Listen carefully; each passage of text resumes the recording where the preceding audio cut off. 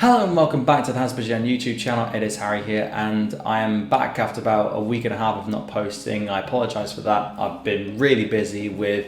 sorting out a few things that I had to sort out and then moving into a new place as well, and I didn't prepare any videos to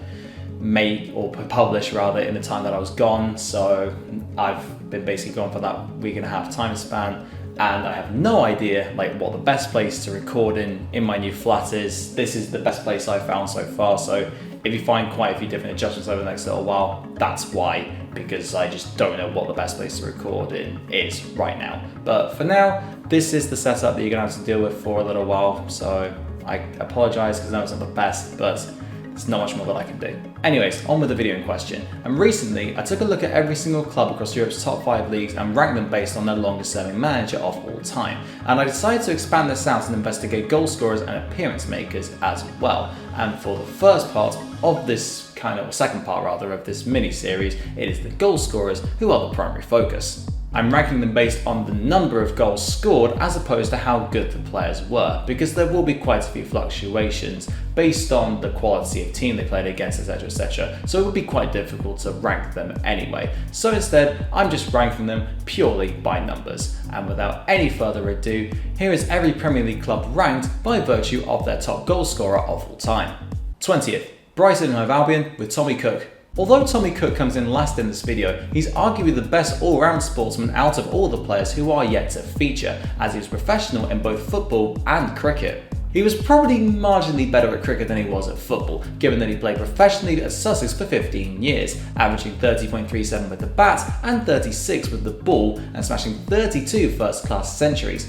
But he spent his spare time playing for Brighton in the 3rd Division South between 1923 and 1930, hitting home 123 goals in 209 games, and he even won an England football cap in 1925, although he was never called up to the England national cricket team. He would be caught up in a high-profile scandal in 1929 upon returning from coaching cricket in South Africa, as he admitted to his wife that he had been living with another woman throughout his time there, which I think you'll all agree is most definitely not cricket. 19th, Norwich City with Johnny Gavin. When I originally researched this, Johnny Gavin came in last in this video, 1 goal behind Cook, but upon further inspection, a further 10 goals were from somewhere, I don't quite know where, added to his original tally, making his official record 132 goals in 338 games for the Canaries. The first man to ever play for the Republic of Ireland whilst playing for Tottenham, his time in North London was sandwiched between 2 stints at Norwich, who noticed him whilst he had a job as a painter on the Irish railways. And he was also starving for Limerick as well, just in case some of you were confused. Gavin was a pacey and tricky winger by trade and a fan favourite at Carrow Road, although he would only ever play in the 3rd Division whilst in Norfolk, with his time at Spurs being his only ever experience of top-flight football. 18th, Brentford with Jim Towers. Despite only spending the first 7 years of his career with Brentford, Jim Towers is still their all-time top goalscorer with 163 goals, and in 2013, he was voted as Brentford's greatest player of all time as well. Capable of playing as a left winger or as the primary striker, Towers had a thunderous shot on him, with 1 goal that he scored whilst at QPR apparently being struck so viciously that it rebounded back to the halfway line after hitting the metal stanchion in the goal. Sadly, his time at Brentford would end acrimoniously, as in 1961, when the maximum wage law was lifted, both Towers and George Francis, Towers' strike partner, were deemed surplus to requirements, possibly because of their wage demands, and moved on to pastures new, with Towers' first goal for his new team, QPR, coming against the Bees. 17th, Crystal Palace with Peter Simpson. It might have been pretty clear from the get-go that Peter Simpson was a special talent, as in his very first game for Crystal Palace in August 1929 against Norwich, he hit a hat-trick in a 3-2 win for the Eagles. Over the next 6 seasons, albeit the 6th of them was marred by injury, Simpson bagged 162 more goals in just 194 more games, giving him a goals per game ratio of 0.85, which is the best out of anyone in this entire video, barring just one. However, when that aforementioned injury struck during the 1934-35 season, Simpson lost a lot of his zest and zeal, and after scoring in his final game for the club in April 1935, he was moved on to West Ham. 16th, Watford with Luther Blissett. One of the most curious players in English football history, albeit through absolutely no fault of his own, Luther Blissett has been turned into some kind of phenomenon by a few Italian writers, which I will cover in a video on this channel in the very near future. The real Luther Blissett was a talented striker in his own right and is probably Watford's greatest player of all time, netting 186 times for the Hornets during the greatest period in the club's history under the ownership of Elton John. He departed for AC Milan in 1983, thus missing Watford's run to the FA Cup final in 1984, although in that 1982-83 season, which was his last of his first of 3 stints with the Hornets, he would score 27 goals in the First Division to propel Watford to 2nd place in the league in their very first top-flight campaign in their history,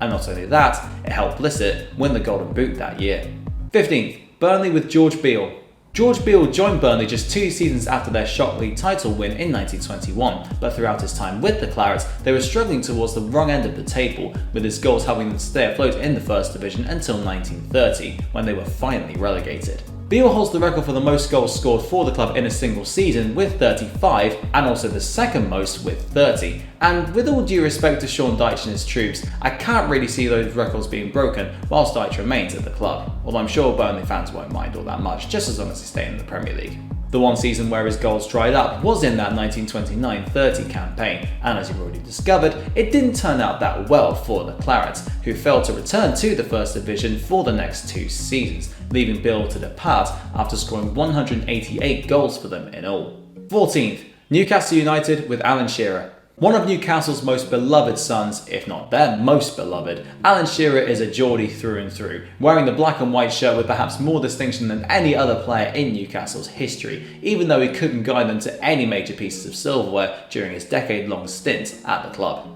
Barring 2 lengthy spells on the sidelines, and when he and their manager Ruud Gullit somehow fell out, Shearer was the undisputed first-choice striker for the Magpies for those 10 years, and he went on to smash home 206 goals in that time, eclipsing Jackie Milburn's record with a typical poacher's goal against Portsmouth in February 2006, just 3 months before he was forced to retire with a leg injury. His tally of 260 goals in the Premier League is unmatched by anyone since 1992, and in April 2021, he was the first of 2 inaugural members of the Premier League Hall of Fame, alongside another player who features later on. 13th, Chelsea with Frank Lampard. The only out-and-out midfielder in this entire video, Frank Lampard had an incredible knack of making perfectly timed runs into the box to find himself in the right place at the right time to score, something which clearly rubbed off on the likes of Mason Mount under Lampard's tutelage, but he also had a cannon of a right foot on him that served him well when shooting from range, apart from when he donned an England jersey for some reason. Lampard is the only man to score at least 10 Premier League goals in 10 consecutive seasons from 2003-04 to 2012-13, the season in which he broke Bobby Tambling's record for Chelsea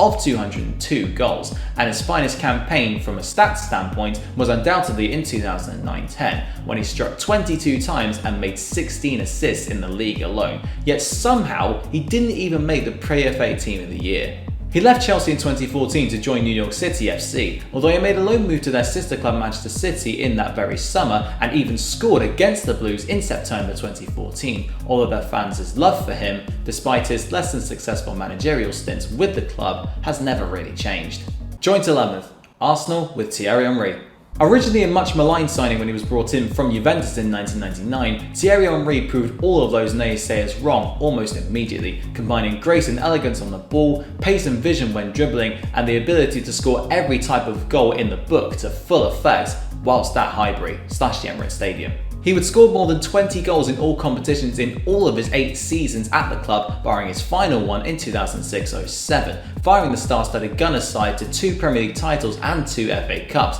as well as picking up a Premier League record 4 Golden Boots, 2 PFA Player of the Years, 3 Football Writers Player of the Years, and a runners-up medal in the Ballon d'Or in 2003. Henry returned in 2012 on loan from New York Red Bulls, scoring twice more during his 2 months back in North London to take his total to 228, and in 2021 he became that second inaugural inductee into the Premier League Hall of Fame alongside Shearer. Joint 11th, Southampton with Mick Channon. Mick Channon was well known for busting out a windmill celebration whenever he scored, and although I cannot confirm nor deny whether or not he celebrated in that manner for each of the 228 goals that he scored for Southampton, it certainly would have been performed for a fair few of them. Channon came through the Saints' youth academy, making his debut for them in 1966 and scoring in it too, and he became a regular goalscorer for them in the top flight. But despite scoring 21 goals in the 1973-74 season, Southampton were relegated.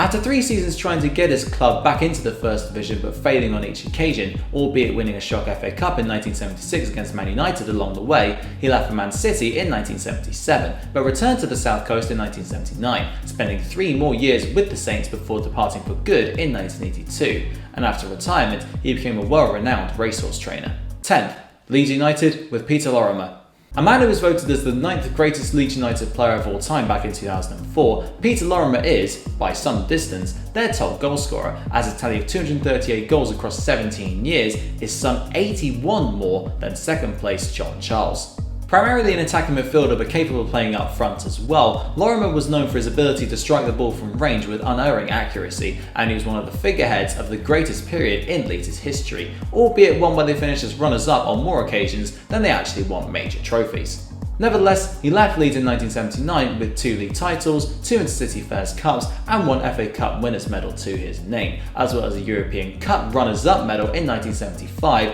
in a game which saw Lorimer have a goal ruled out for a debatable offside call which would have put Leeds ahead. What might have been? 9th, Aston Villa with Billy Walker. Quite remarkably, Billy Walker is the only one-club man in this video, spending his entire 14-year career with Aston Villa, and he made his debut for them in 1919, although he would only win 1 trophy, this being the FA Cup in his very first season, during his playing days. Walker's primary traits were his two-footedness and his aerial ability, which served him well in front of goal, as he put those traits towards netting on 244 separate occasions for the Villains as an inside forward. He also holds the distinction of scoring England's first ever goal at the original Wembley Stadium and the record of the longest gap between FA Cup wins as a manager, first lifting it in 1935 with Sheffield Wednesday and then again in 1959 with Nottingham Forest in the penultimate season of his 21 that he spent in the East Midlands. 8th, Manchester United with Wayne Rooney. There are still many people who say that Wayne Rooney never truly fulfilled his potential,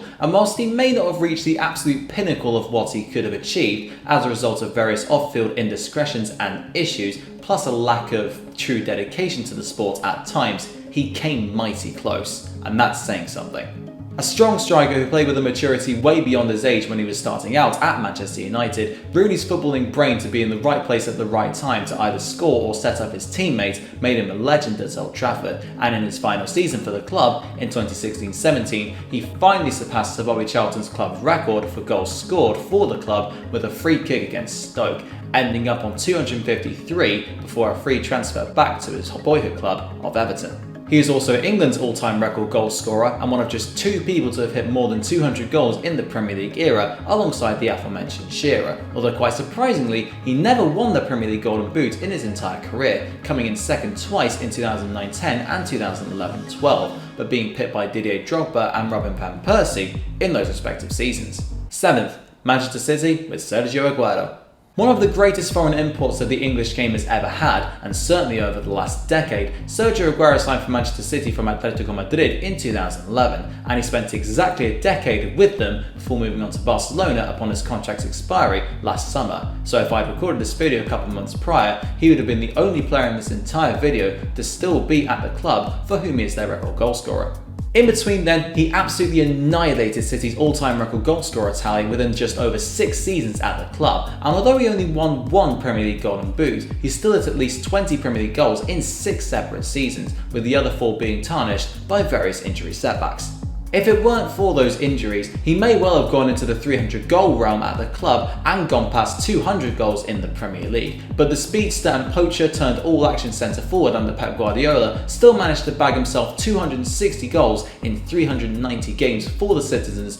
during the most successful era in the club's history, of which Aguero was most definitely at the forefront. 6th, Tottenham Hotspur with Jimmy Greaves. Simply put, Jimmy Greaves is the greatest goalscorer in the history of England's top flight, as he scored a remarkable 357 goals across just 14 seasons between 1957, when he was aged just 17 mind you, and 1971, although it could have been so much more had he not been forced to retire owing to fitness issues and an onset of alcoholism at the age of just 31. 220 of those goals came in 8 cumulative seasons with Tottenham Hotspur, alongside 46 more than he scored in other competitions for the club, and he only hit below 29 goals in all competitions once during his 7 full seasons with the Lily Whites. Blessed with pace, exceptional positional awareness and agility, Greavesy is one of England's greatest ever strikers, and although Harry Kane is only 45 behind him for Spurs as of the time of this recording, the current England captain is also a whopping 191 away from matching Greaves' all-time tally for the First Division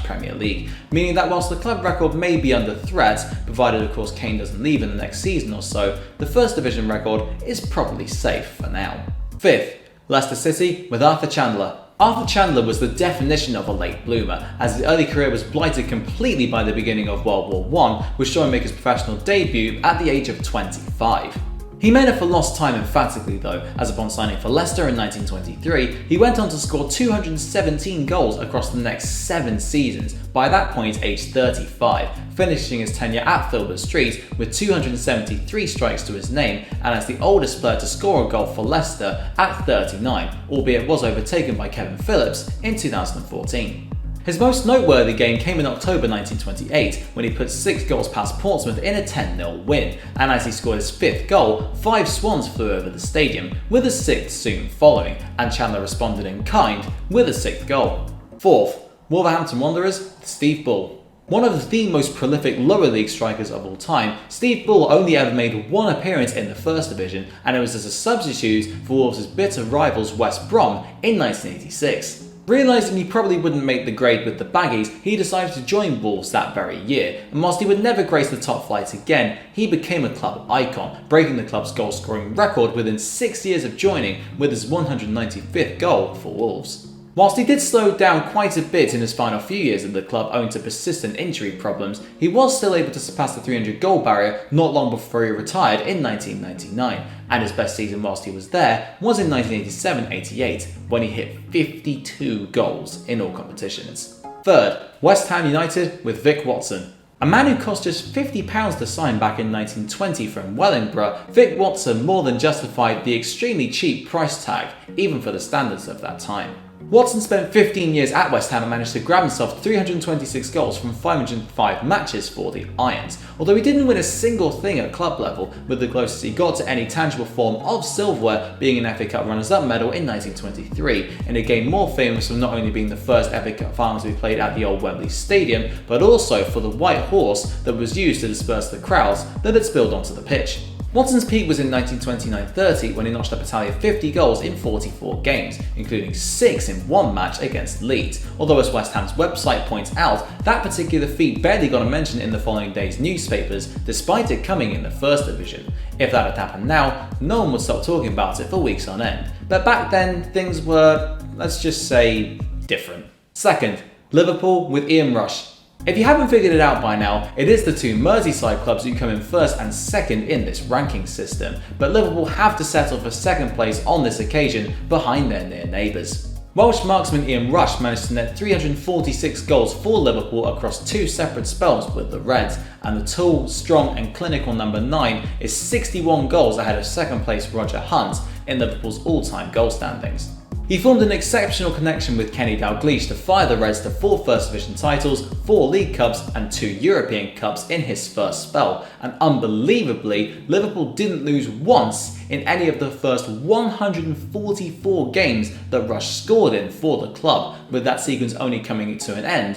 in the 1987 League Cup final. Upon his return in 1988 after a year with Juventus, he wasn't quite as prolific as before, as he faced serious competition from the likes of John Aldridge and then Robbie Fowler, but he was still able to bag 139 goals in 8 more seasons to claim the crown from Hunt. 1st, Everton with Dixie Dean. Top of the pile out of all the Premier League teams is Everton, who are represented by someone who some people could stake a claim to being the greatest player in this entire video, and that player's name is William Ralph Dean, better known simply as Dixie Dean. A boyhood Everton fan, Dean ran 4 kilometres to meet Everton's secretary so that he could join the club, and to say he made a lasting impression would be an absolute understatement, as he would batter home 383 goals across 12 years at Goodison Park at an average of more than 30 goals a season. Barring 1933-34, when he was injured and the victim of a mass theft mid-season, his least prolific full season saw him still net a very respectable 17 goals, and his best was undoubtedly in 1927-28, still aged only 21 at this point, when he hit 60 goals in 39 games in the league to win Everton the first of 2 First Division trophies that he would win there, and his 60-goal tally in one season is still an English football record, and to be honest with you, I don't think it's ever going to be beaten. Physically strong and a menace in the air, Dean was almost impossible to contain when he led the line for either the Toffees or England, and his total of 383 goals for one club is, as far as I can tell, a record for any English professional team. And that just about wraps up today's video, ranking every single current Premier League club by virtue of their record goal scorer. If you did enjoy this and are looking forward to seeing the other 4 leagues, namely Liga, Bundesliga, Serie A and La Liga, all profiled in the same manner, then hit the like button, subscribe if you haven't done so already, and ring the notification bell to get notified whenever I upload a video straight away. Again, I apologise for being gone, but hopefully I'm back on the grind now, and I look forward to bringing you more content in the weeks and months to come. Thank you very much for watching, and until next time, I'll see you then.